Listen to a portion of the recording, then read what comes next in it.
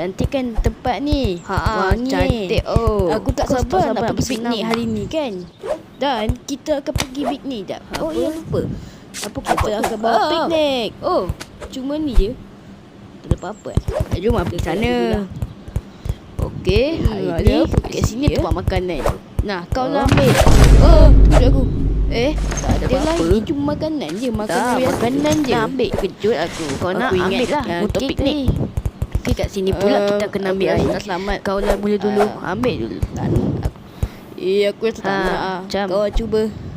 Kau cuba. Aku pula cuba. Yelah, Kau aku cuba. cuba dululah. Tengok. Okey je. Aku ingat tadi sedap. kek. Air ni segar. Aku ambil dulu. Cuba lah.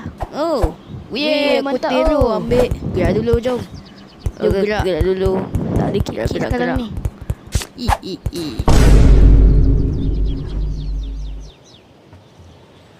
Kita letak sini ya. Boleh. Okey, kita letak tu. Lepas tu kita Bagi aku minum dulu. Lepas tu makanan. Kita makan dulu. Okey, Lepas tu ambil kita makanan makan. Nyom. Kau rasa ni halal InsyaAllah tak? InsyaAllah tak. Okey. Awas aku Makan dulu lah. sedapnya air ni. Sedap. Makan apple. sedap Aku makan berani ikan makan ni. apple. Sedap Okey dah. Kok. Aku dah siap dah. Air. Tok segar. Kau dah makan segar Aku tengok aku segar je. Noshi.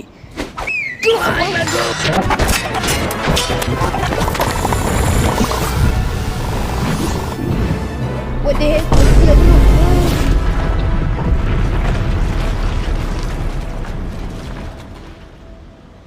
What the hell? Apa benda tu? Si baik aku lari dul.